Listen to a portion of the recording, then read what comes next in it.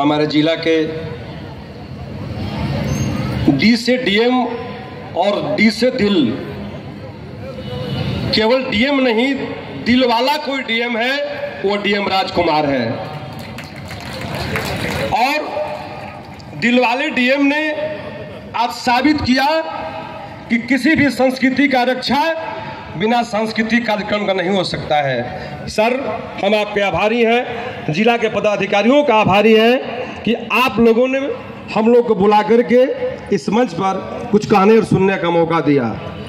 तो आज के परिवेश पर हम कुछ कहना चाहते हैं कि हम भोजपुरिया माटी के करीला चंदन, भोजपुर के स्थापना दिवस पर ढेर ढेर अभिनंदन।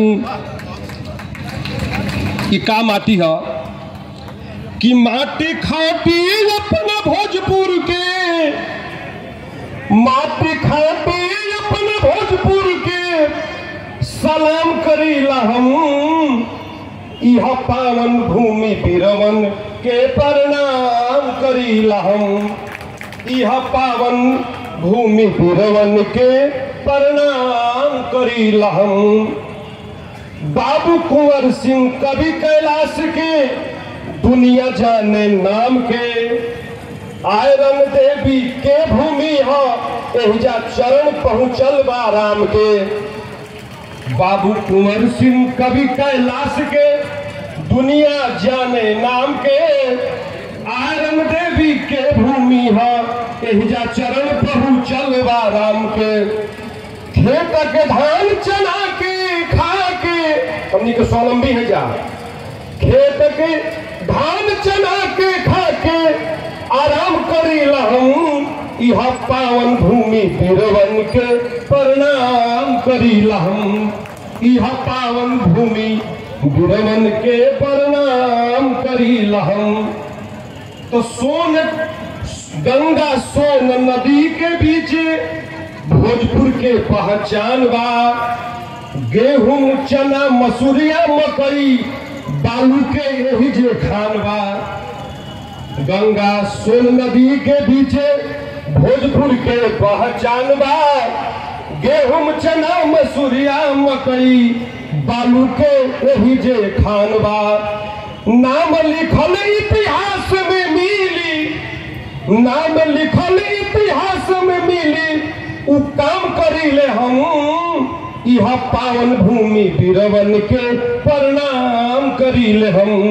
यह पावन भूमि बीरवन के प्रणाम करीला हम। कि नमन बा सब कर नेता श्रोता आज के कार्यक्रम में, कि नमन बा सब कर नेता श्रोता ऑफिसर पत्रकार के दिल से बधाई धन्यवाद बा डीएम राजकुमार के। नमन बा सब कर नेता श्रोता ऑफिसर पत्रकार के दिल से बधाई धन्यवाद बा डीएम राजकुमार के। एह माटी के सेवा में, एह माटी के सेवा में सुबह से शाम करीला हम। यह पावन भूमि बीरवन के प्रणाम करीला हम।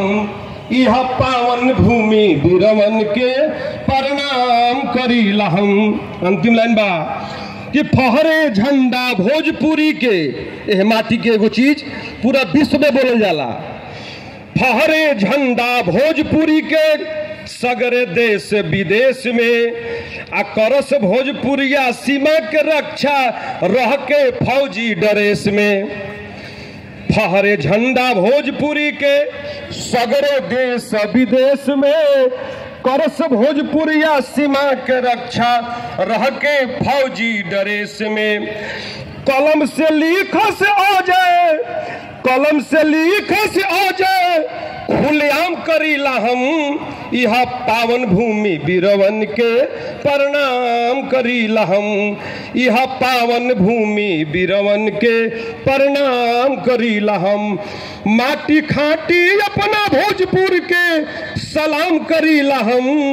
यह पावन भूमि वीरवन के प्रणाम करीला हम। यह पावन भूमि वीरवन के प्रणाम करीला हम। बहुत बहुत धन्यवाद, आभार।